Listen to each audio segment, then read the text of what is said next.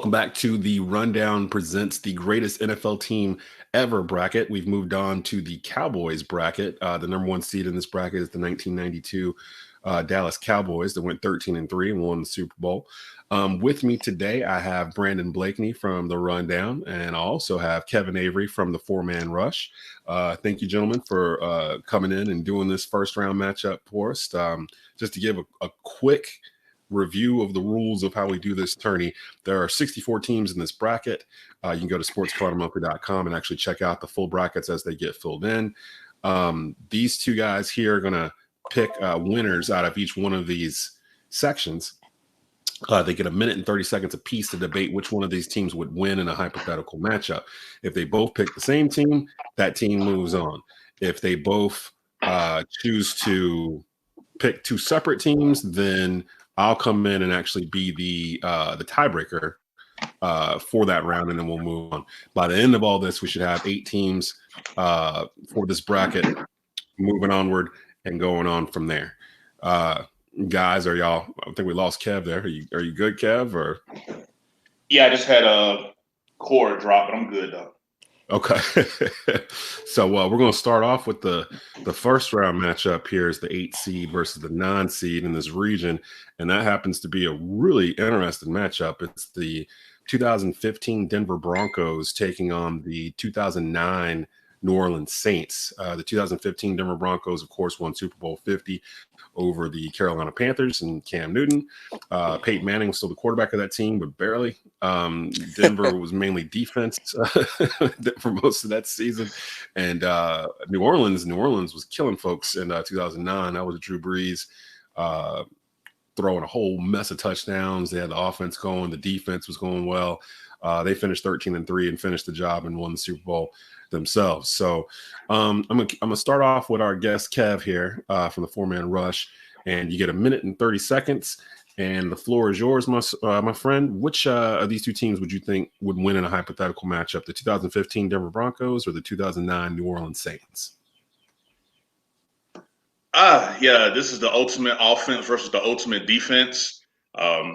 Des, you know me as a Panther fan, I got middle fingers up at both teams, one because of divisional rival and one that cheated us in the Super Bowl. I'm going to leave that alone. But anyway, just for the sake of the show, I just had to get that disclaimer out the way, folks. You all good. Hey, you said keep it real, right? Hey, keep it real. Keep it real, baby. Yeah, but if I take my bias and my Panther hat off, I'm going to go with the 2015 Denver Broncos. We're talking about you can make a legit argument for top 5 defense of all times. As you know, that was the year Peyton Manning missed a lot of the second half of the season, and backup quarterback Brock Osweiler filled in during the second half of the regular season while Peyton Manning dealt with, I think it was plantar fasciitis, if I'm not mistaken. Yeah, I think it was. Yeah, it was a partial tear in his left foot, and this greatly had him looking like a shell of his former self. Now, honestly, back in his Tennessee days, I've always been a Peyton Manning fan. I just always thought he was probably one of the greatest analytical thinkers at quarterback that the NFL has ever seen. But for this, they was led by a rookie head coach, Gary Kubiak. They had the legend Wade Phillips on defense. This team went 12-4. They was first in the AFC West. You're talking about, Von Miller and DeMarcus Ware, who came over from the Dallas Cowboys to seek a ring, providing heat off the edges. You're talking about the no-fly zone secondary, led by Chris Harris, Talib. You just got studs all over the field. And, this defense was just able to just dominate, games and keep the Broncos relevant enough, just enough so their pedestrian offense can squeeze enough points. But yeah, they only gave up about 14.7 points a game. As you know, they defeated the Carolina Panthers in Super Bowl 50. And I'm going with the Broncos defense. Yes. Okay. All right, Brandon, minute 30 seconds. Who would you pick, the 2015 Denver Broncos or the 2009 New Orleans Saints? You're on the clock. I'm going with the 2009 New Orleans Saints in this situation, fellas. And one thing that I liked that Kevin said was that Peyton Manning was a shell of himself that year. And I don't think they would have been able to score as many points. And we talk about that Saints defense. One thing that the Panthers were missing that year was a big receiver. K. Benji was out. Now, Marcus Colston had a great year that year. I think he would have tested Talib a little bit more than the receivers the Panthers had. Lance Moore was also a really good slot player they had. And they also, I think, had more weapons in the backfield that year. Drew Brees would have been able to spread the ball. The offensive line was a bit better. I think that they would have had a little bit more offense to contain for that Broncos defense and a little bit more speed to contain. Because you think about it, the Panthers that year, Ted Ginger, leading receiver. That year, the Panthers, I don't have to tell you guys, brought him to play special teams. He was never supposed to lead the Panthers in receiving to begin with. That was never the plan for him. I think Drew Brees and them guys were tough that year. It was their first Super Bowl win in franchise history. They were coming off of that Katrina energy. It was just different in the Dome that year. And a different, interesting tidbit about that Saints team is they actually beat Peyton Manning, a younger, better Peyton Manning, with the Indianapolis Colts. Excuse my camera here. Let me tighten my tripod. They actually beat him in his prime. So I think that we saw what could happen. I think Tracy Porter would have haunted his nightmares again on that Saints defense with the interception. He made some big plays. I think the Saints defense made some big plays when they had to. Malcolm Jenkins was a really good corner defensive back on that team as well, made some plays. I think that they get the edge. I think that they score too many points because we saw that the Broncos really couldn't score many points that year. The defense really had to carry them and to lock them down, to put that pressure on them to stop that Saints defense and hold them.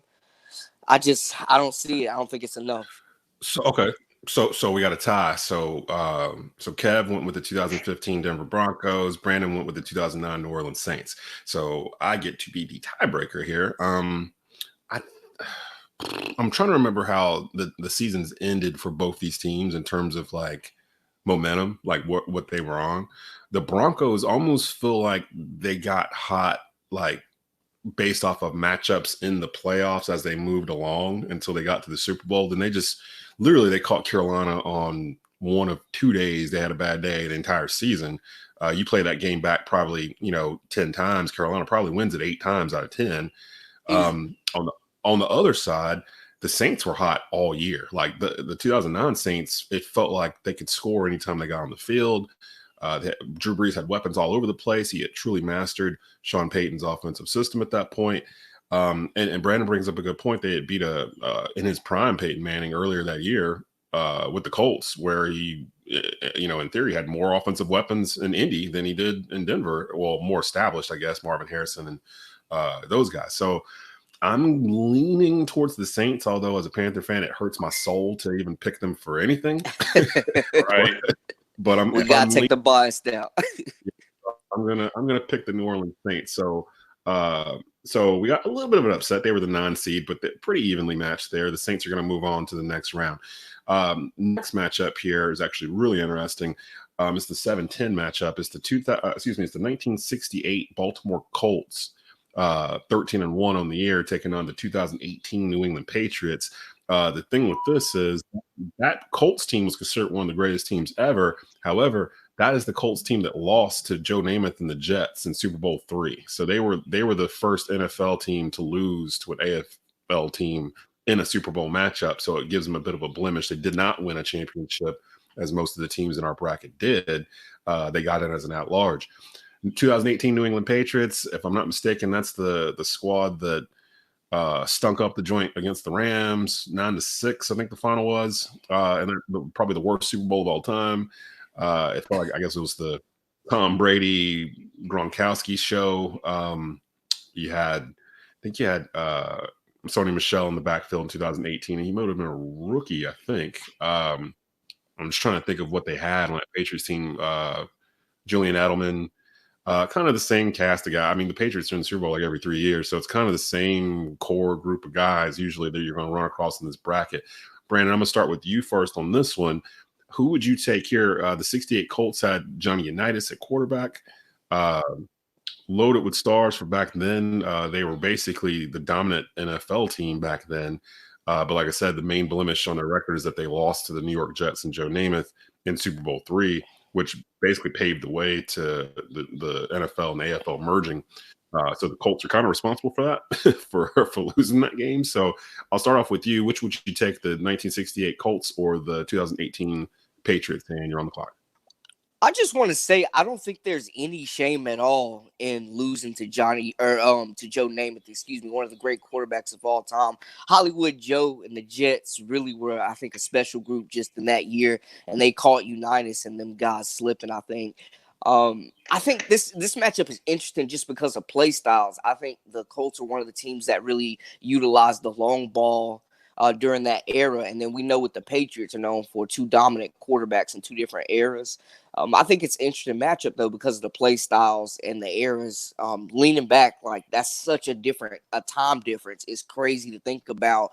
You got Josh Gordon on one side with the Patriots that year; he was on that squad.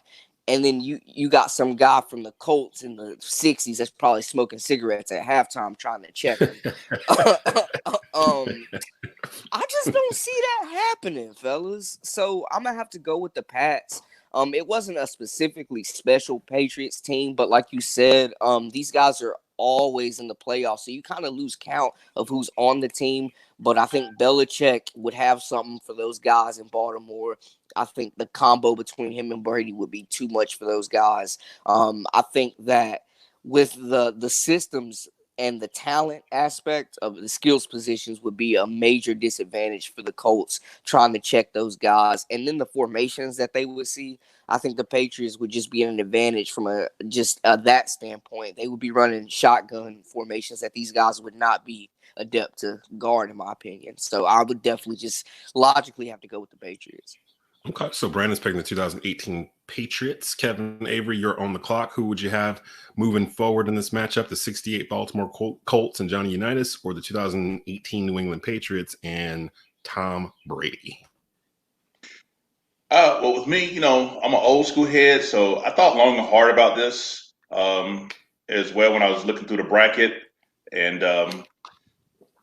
wow, it's two different eras as stated, but I'm gonna go with this 1968 Baltimore Colts. Wow. Just sympathize because their style was so revolutionary. Back then, during the next era, like I said before the merger, they only played 14 games in the regular season. Even though they're located in Baltimore, they were in quote unquote the Western Conference back then, believe it or not. I mean, that was the Baltimore Colts, Los Angeles Rams, the 49ers, and the Falcons. So, go figure the geography out by putting them in the Western Conference, but that's what it was. That year, they were 13-1. I mean, they were just straight smoking teams. I'm just looking at games. They was winning 41-7, 42-14, 26-0, 27-10, 27-0, 44-0. So they wasn't just doing it on offense, but they was doing it on defense as well. And I think that when you have that type of firepower and you can shut out a Jim Brown-led Cleveland Brown team, that's saying something right there. But that would be the team that I would go with.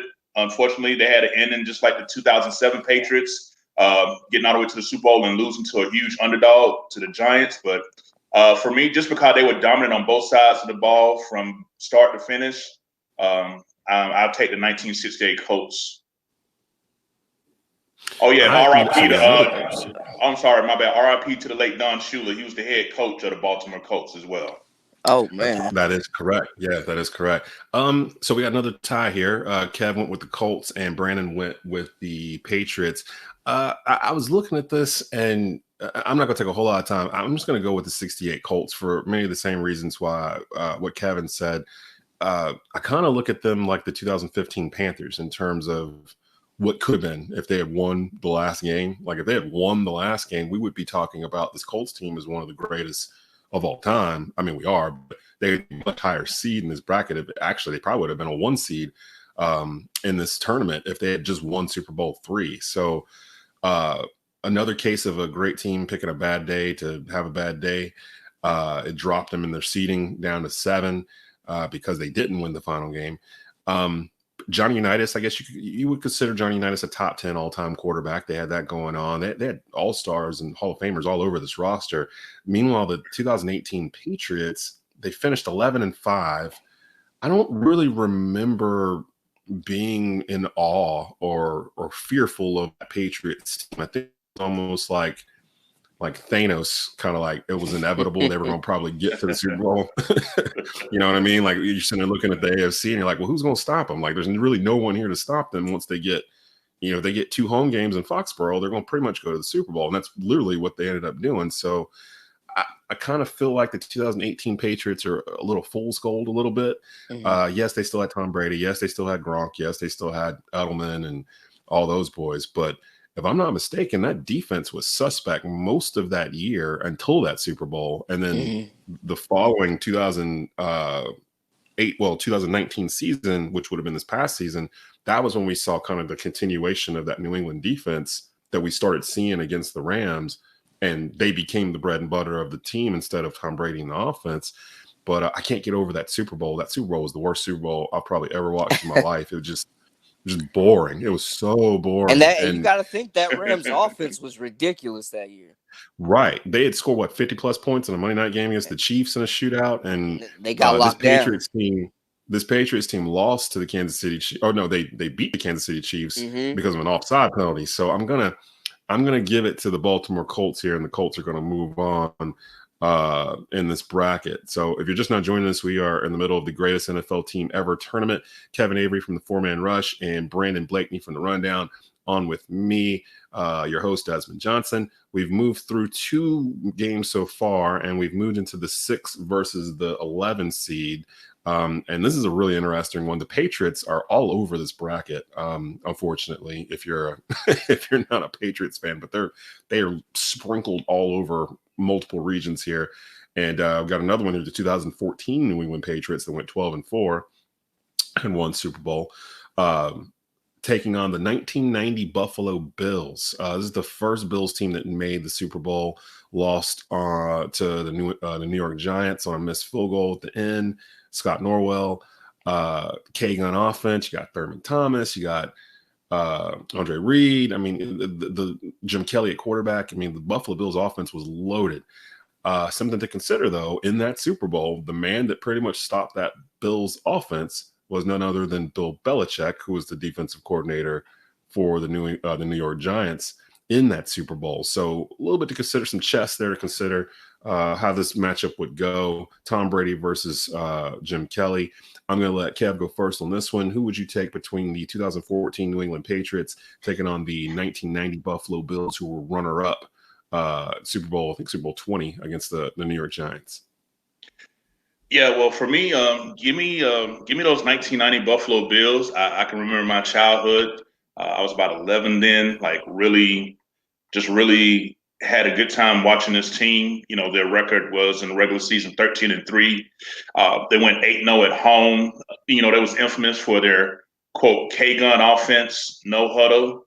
I mean, you're just talking about a team that was just star-studded and loaded on both sides. I mean, they led the NFL in scoring that year at like 27 points a game, and they were 6th on defense scoring, only giving up.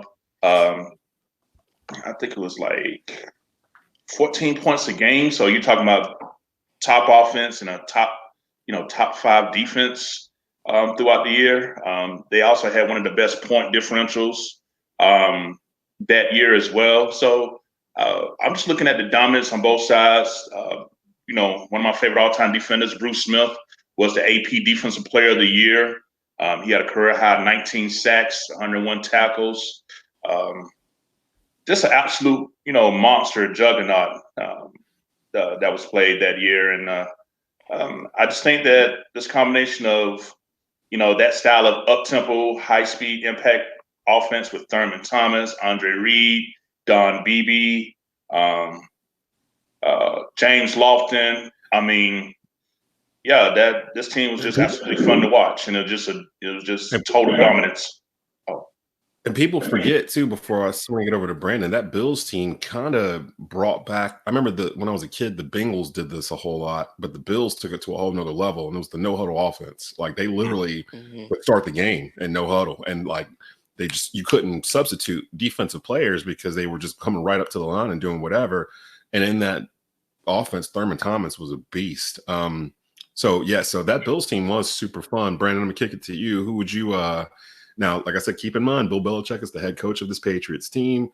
He's the one that shut down this Bills offense. He was really the only one that shut him down the whole year. Who would you pick between the 2014 New England Patriots taking on the 1990 Buffalo Bills? I don't even think I need 90 seconds to get through this one. I'm gonna definitely go with the 90 Bills. Like you guys said, talent on both ends loaded. It's a damn shame that this franchise didn't win a Super Bowl in either years, to be honest with you.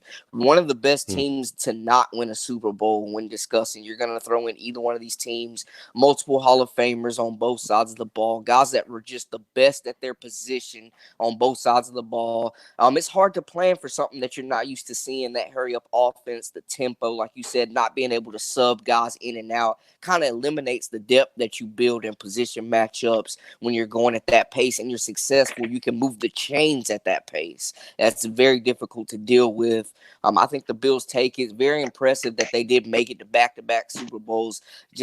Honestly, just a damn shame special teams ended up costing these guys in Lombardi. But yeah, I'm going with the Bills, man. Man, so the Bills move on. You don't need my vote for anything, although I would have took the Bills also.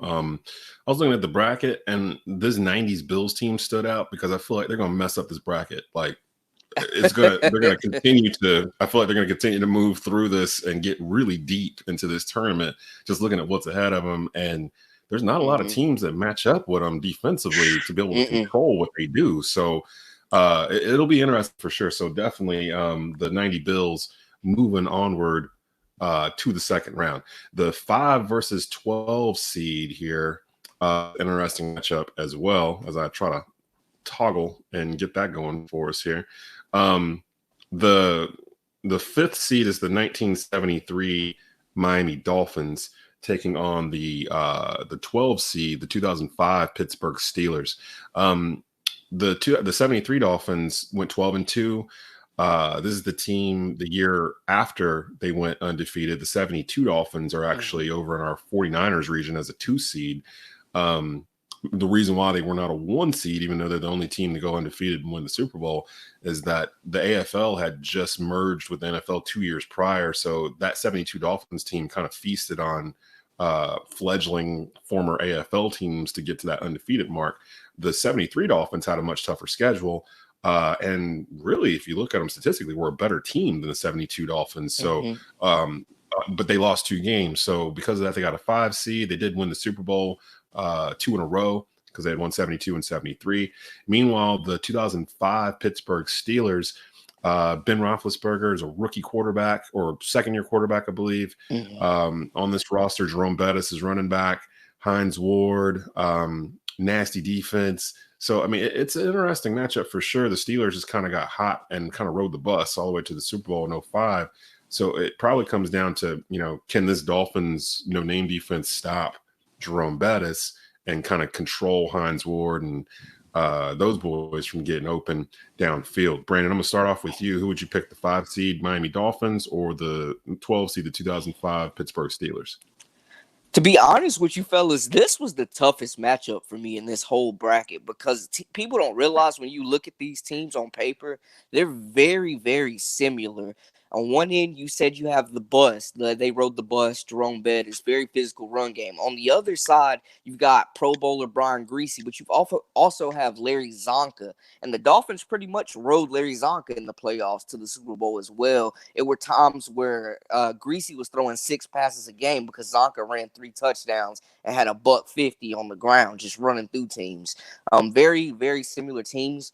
I think it comes down to the defenses. Are you banking on James Harrison, Troy Polamalu, Joey Porter, guys like that to contain Larry Zonka? Or are you banking on, like you said, a pretty much no-name defense to stop Jerome Bettis and try to contain a young but humble and a promising Ben Roethlisberger with Hines Ward, one of the greatest blocking wide receivers and one of the best possession receivers we've seen. And also you have Antoine Randall, a young speedster.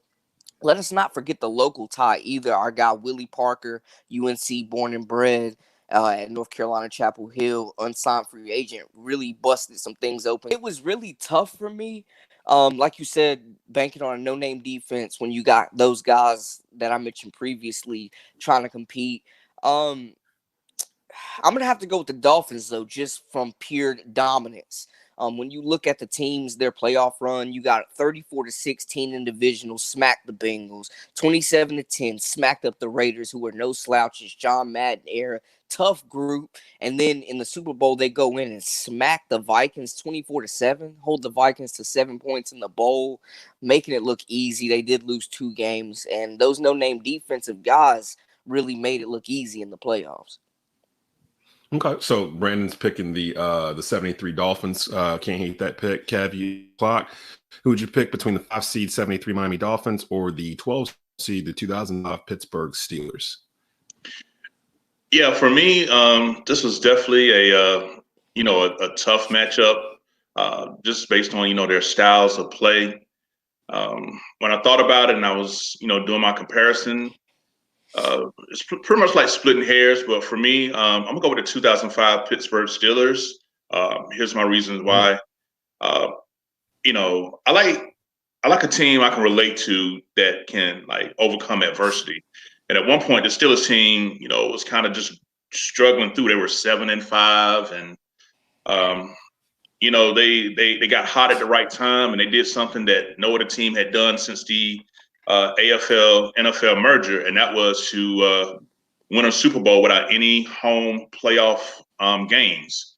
That right there shows just a mental toughness that just defines old school football, because you got to think about the '05 Steelers.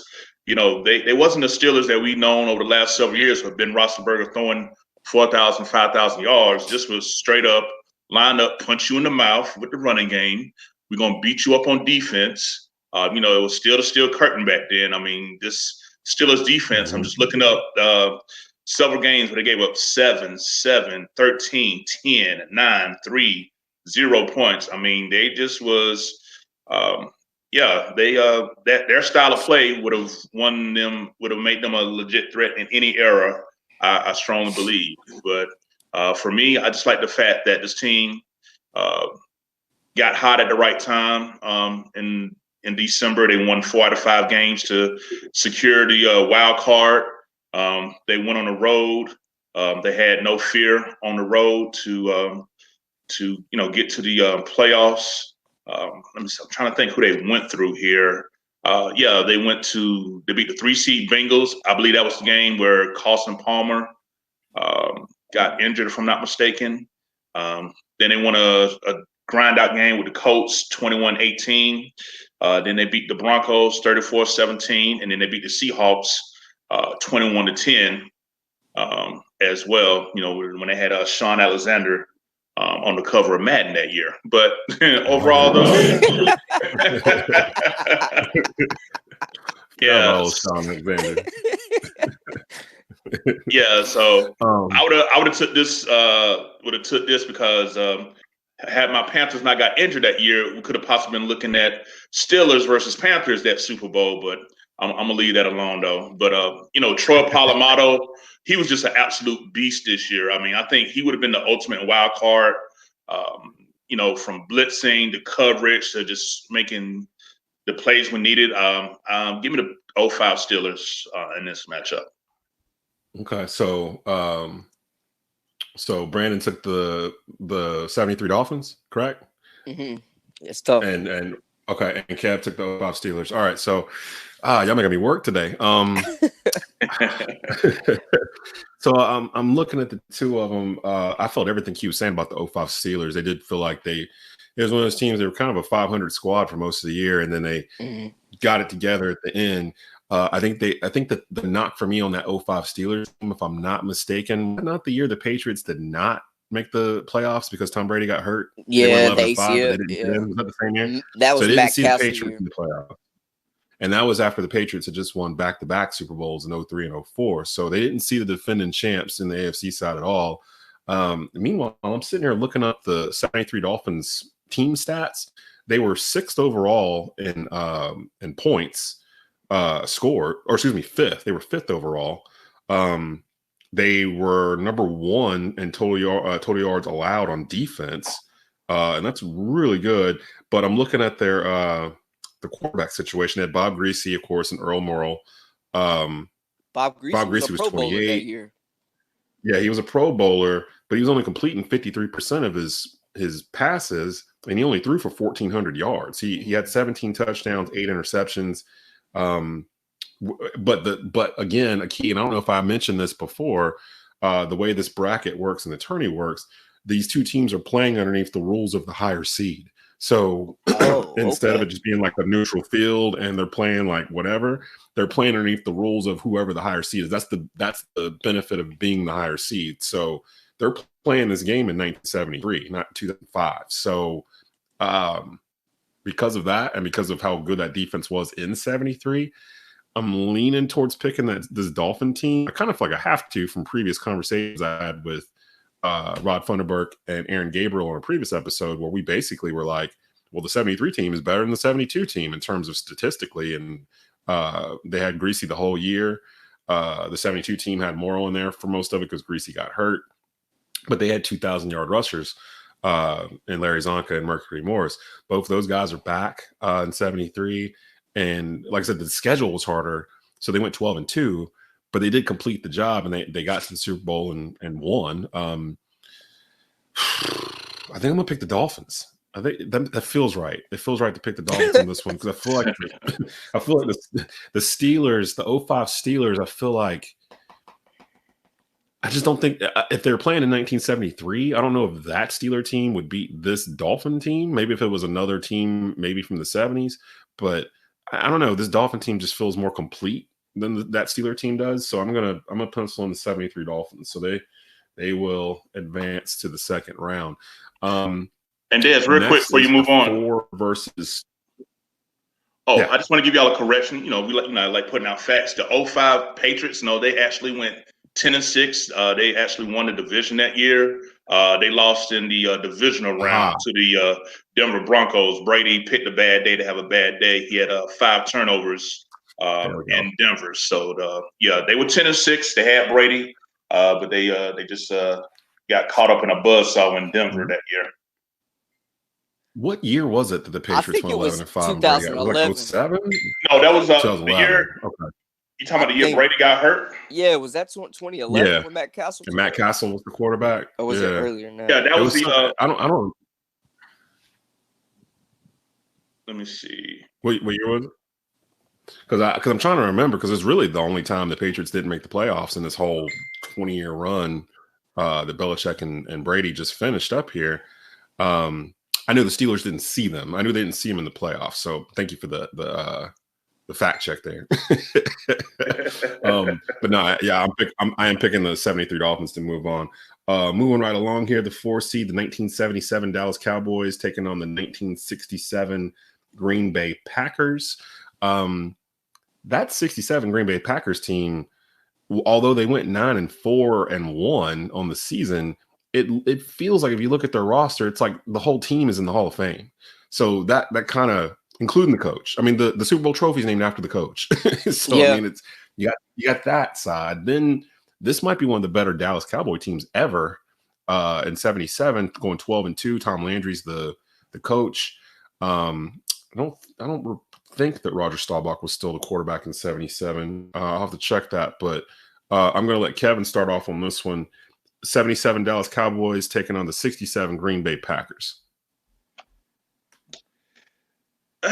Well, for me, Landry was the coach for this team. For me, I'm going with the 77 Cowboys on this season. Even though I never saw him play, I used to hear my father talking about it a lot. Even though he wasn't a Cowboy fan either, but Tony Dorsett was just an absolute monster. I mean, he was just, for those of us that's really football diehards, he was doing the same thing when he was at University of Pittsburgh, if I'm not mistaken. This team was just sturdy, totally dominant. They went 15-2, including in the postseason. They just straight dominated on both sides of the ball. Again, they was ranked first in the NFC. Their defense was first. They only gave up 212 points all season. So you're talking about a stingy, salty, just abusive defense. And then when you look at their roster, I mean, come on, Tony Dorsett, Tony Hill, it's just literally just going through their roster. They just, pretty much loaded with, the big stars from the 70s. And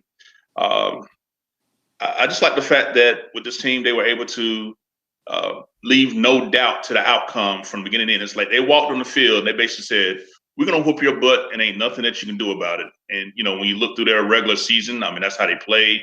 I'm looking at scores like 23-7, 37-0, 24-10.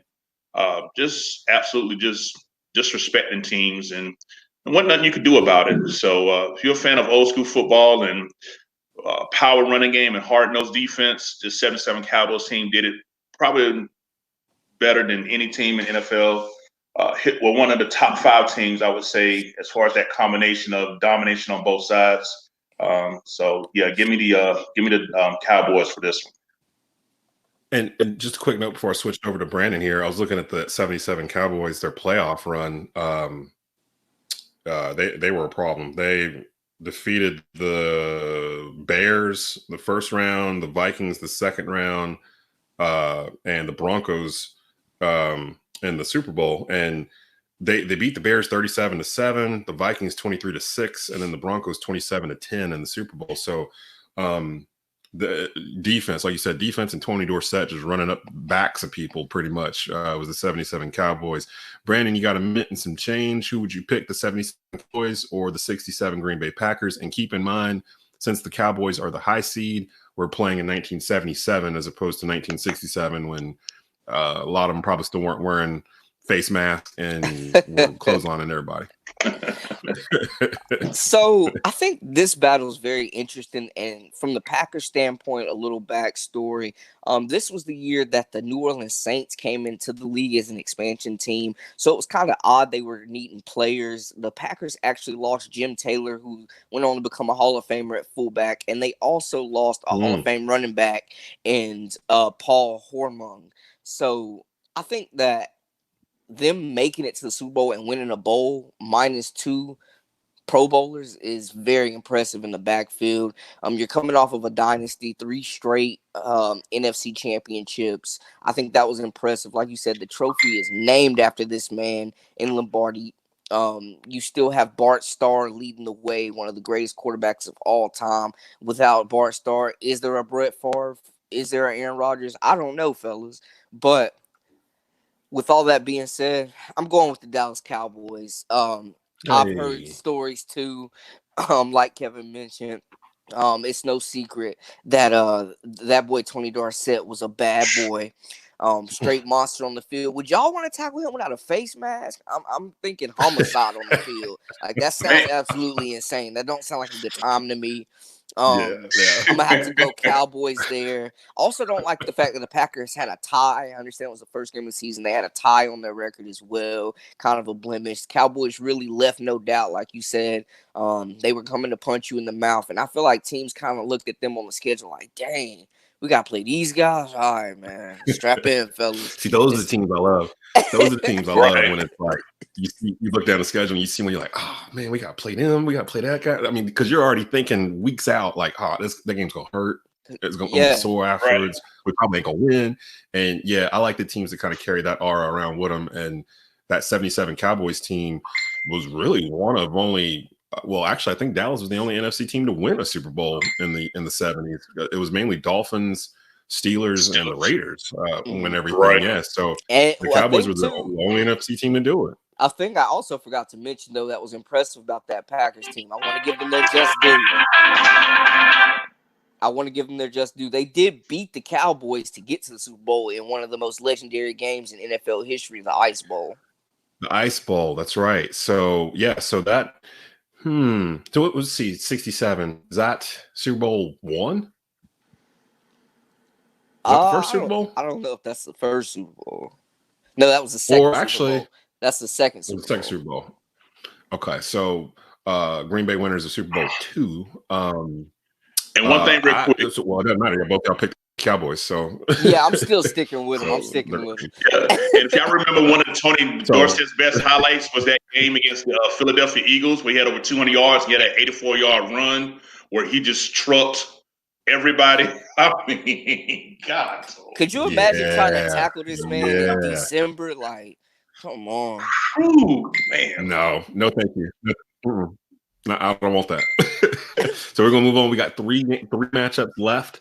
The 3 seed, the 1975. Now they're gonna start getting real interesting because of the higher seeds popping up here. The 1975 Pittsburgh Steelers taking on the 2007 New York Giants. The 5 Steelers were at the beginning of their I think it was the second Super Bowl winner for the Steelers here in 75. We all know the names: Terry Bradshaw, 4-time Super Bowl winner.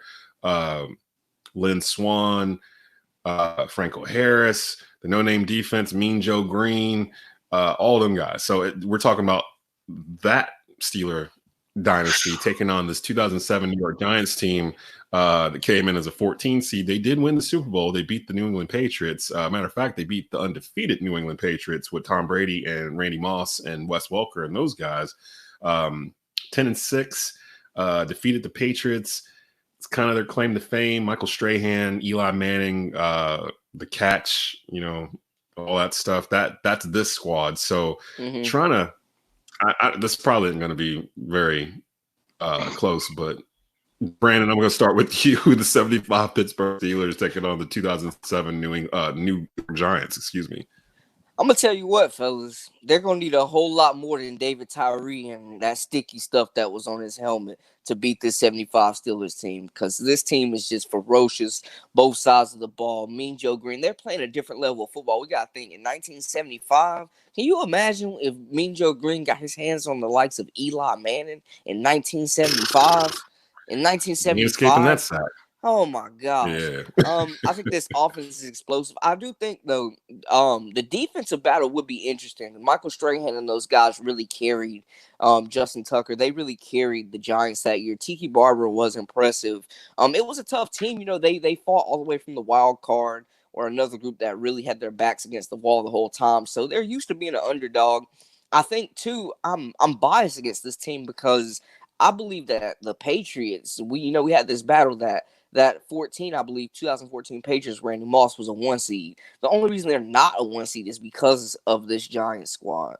They would have been the overall 1 seed. Yeah. You're right. So I'm still a bit salty about that and their fool's gold. But I'm sticking with the Steelers, man. This is one, like you said, the beginning of a dynasty, one of the all-time great runs, just Hall of Famers all over the field. I think it's just too much firepower to deal with. All right. One vote for the Steelers there. Kev, you're on the clock. Who would you take between the 75 Steelers and the 2007 New York Giants? Hey, I can keep this short and sweet on this one. Give me them 75 Steelers all day, man. You're talking about 7 first-team All-Pros, 11 Pro Bowlers altogether. I mean, just this is where the beginning of the nickname Steel Curtain came from. They were 12-2. They, you could pretty much look at the Steelers' own Hall of Honor just off this team alone, and can probably pick about 10 players, off this squad. I mean, for me, there's really no competition for me on this one. Now, don't get me wrong, this is no disrespect to the Giants. I was ecstatic because I did not want to have New England Patriot fans being the second team to say, "Hey, we went 19-0." So I am eternally thankful that Michael Strahan and them boys, that defensive line, got after Tom Brady, and I think they held him. I think the score was only 14-10 or 17-14, something like that. 17-14. Yeah, 17-14. Yeah, we're talking about the 07 Patriots. This is a matter of fact, Brady got hurt the year after this year, the 08 Patriots, when Cassell, we was talking about earlier, played. So this 07 New England team was the one that was with Randy Moss, and they was just pretty much a fantasy team all day. So I'm forever thankful for the Giants, for Patriot fans not having that claim to be undefeated as well. But on matchup, um, yeah, the Giants would have made it interesting for about a half, but that Hall of Fame talent just would have took over and just straight dominated the game. So give me the 75 Steelers. And I'm looking at the Steelers roster from that season and just kind of going through it and just kind of looking to see what was what was on here in terms of like Hall of Famers or just really good players. I mean, this is before they added additional players and additional drafts for their second round of Super Bowls. Terry Bradshaw at quarterback, Franco Harris, Lynn Swann, L.C. Greenwood on defense, Joe Green, Jack Ham, Jack Lambert, Andy Russell, Mel Blount playing cornerback, Mike Wagner at safety. This team's going to have a lot to say in terms of what's going to happen here further down into the bracket. But I'm going to go ahead and move the Steelers on. We got two teams left here. You're watching the greatest NFL team ever bracket. We are in the Cowboys region. The 1975 Pittsburgh Steelers just moved on. We're going to move on to games left. 2 seed. It's one of my favorite teams of all time, actually, the 1999 St. Louis Rams taking on the 1980 Oakland Raiders. Don't have to say much about the 99 Rams, greatest show on turf, Marshall Faulk, Kurt Warner, Terry Holt, and those guys. If I'm not mistaken, they had a top-ranked offense and defense that season, taking on this 1980s Oakland Raiders team that comes in as a 15 seed. They were 11-5 on the year. They did win a Super Bowl, but I'm going to let you guys go with it. And Brandon, I'll start off with you. The 99 Rams or the 1980 Oakland Raiders? I'm definitely going with the Rams here. One of the greatest offenses that we had seen, really just when you think about fun groups to watch, really just explosive, man. They just throwing up points. The ball was always in the air. Marshall Faulk, one of my favorite running backs, I think really paved the way for elite running backs to be able to catch the ball and receive the ball. I'm going for 1,000 on the ground as well as 1,000 through the air. Kurt Warner coming over from the Canadian Football League, bagging groceries and wherever else he was up to over there as well. Crazy story. Isaac Bruce, Torrey Holt, the NC State alum, North Carolina guy. Just very difficult to deal with. I think, honestly, you'd be hard-pressed to find a lot of defenses that could contain this offense. Like you said, also guys that were starting to step up on defense for them as well.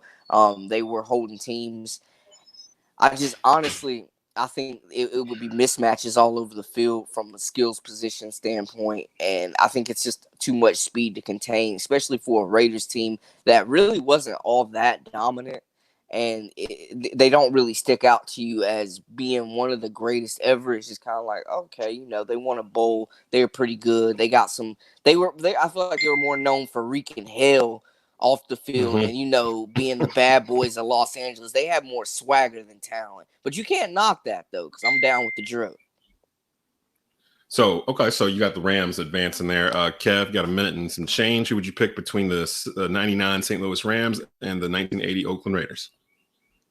Well, for me, when I initially looked at it, because it was recent memory and I saw it, I was thinking, okay, the Rams got this. But you know me, I'm a history nerd, so I had to go back and, just kind of look at things. And this would not be a runaway by no stretch of the imagination. I know when you look at the record, 11-5 that year, they had to deal with a lot of distractions, to start out their season. This was the year that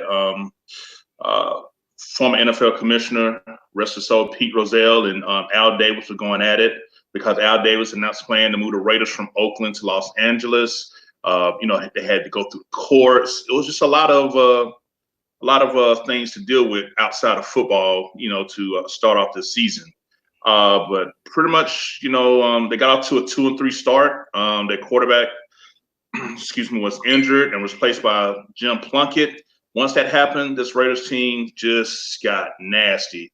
They ended up leading the league in interceptions with 35. For those y'all remember, Lester Hayes, he led the NFL and still a record with 13 interceptions that season. They had 52 turnovers. They only gave up 3.4 yards a carry.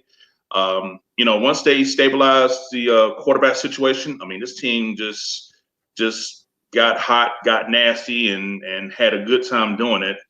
In a matchup, I ain't gonna lie, I still, when I think about the greatest show on turf, you would have to give the edge to the Rams, I would think, because I think it depends on what rules were played.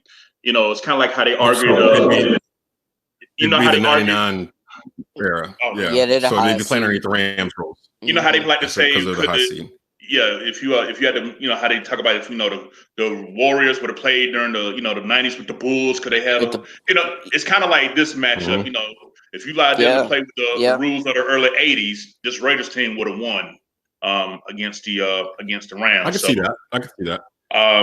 Them boys So yeah, because they could basically make them molest the wide receivers pretty much as soon as they got off the line, right? Mm-hmm. I mean, they could mess up the timing and yeah. So I could easily see that because that Rams team really was about precision and timing and execution. Right. Yeah. And just and think the about one team that really bothered them was. Mm-hmm. Go ahead, Kev. I'm just saying, 35 interceptions, 52 turnovers. Bruh, come on, man. I mean, I know Lester Hayes had more interceptions by himself than some teams. I know some teams that ain't have 13 interceptions all season before, Lester Hayes is one of the greatest cornerbacks ever. Yeah. So both of you guys picked the Rams. So so the Rams are gonna move on, and I'm glad that happened because I was gonna pick the Rams either way because you know how I feel about that team. And Kurt Warner was MVP that year, threw for over 4,000 yards. Marshall Faulk was literally, you couldn't tackle the dude. They were so much fun. I've said it before, they were one of the funnest football teams I can remember watching throughout the year. But to Kevin's point, the one team that gave them trouble was the Tampa Bay Buccaneers. Like in terms of that defense, and they're floating around in this bracket or in this tournament somewhere too, winning the Super Bowl the following year in 2003. But that defense slowed down the Rams. And in a way, I think it kind of gave the Patriots a blueprint of what to do to stop them 2 years later in 2001 when they beat them in the Super Bowl. So, but this 99 Rams team is legit. They move on to the second round. That brings us to our final matchup of this first round, the Cowboys Region. And it is the number one seed, the 1992 Dallas Cowboys, taking on the 16th seed, the 2011 New York Giants. The 92 Cowboys, 13-3, had just put everything together. Troy Aikman, Emmitt Smith, Michael Irvin. They still had Alvin Harper on the other side, playing wide receiver. The defense, I believe, was number one in yards allowed that year. And just kind of rolled through everybody. They didn't even have home field advantage, if I'm not mistaken. The 49ers had home field advantage in this because of the matchup they played against each other earlier in the year, and 49ers won. And the Cowboys, if I'm not mistaken, went to Candlestick and beat the 49ers to go to the Super Bowl. 2011, New York Giants met the Patriots yet again in the Super Bowl. Another crazy catch once again in the Super Bowl. They were only 9-7. But they won a ring and they beat Brady twice in a Super Bowl, which no team has ever done. So, Kev, we'll start off with you. Who you picking, the 1 seed, the 92 Cowboys, or the 16 seed, the 2011 Giants? And keep in mind, we are playing underneath the rules that are in place in 1992. All right. Well, if that's the case, for me, this is going to be easily the Dallas Cowboys, 1992. You're talking about probably, I'm going to go ahead and say, the most dominant offensive line the NFL has ever seen. Was out on the field. You know me, I'm a trench guy. I mean, when you look at, this, roster of the Dallas Cowboys and what they was able to do, I mean, you're talking about that offensive line just really just being ultimately just dominating, making it so easy for, Emmitt Smith, Michael Irvin, Jay Novacek, Darrell Moose Johnson. You already touched on the wide receivers, Michael Irvin, Alvin Harper.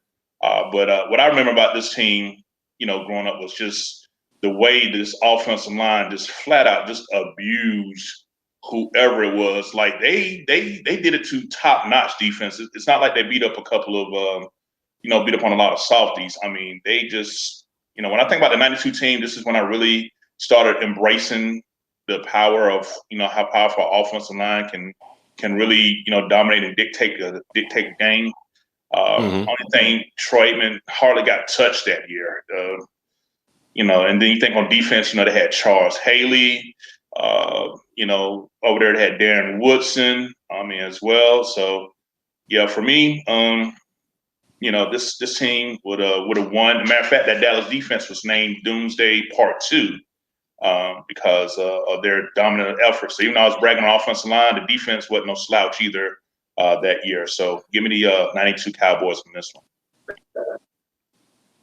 And this was the first year of the fruits of labor from the great train robbery, is what it's called, the Jimmy Johnson trade that sent Herschel Walker to Minnesota for 1 billion picks over a span of a couple of years. It literally built this Dallas Cowboy team.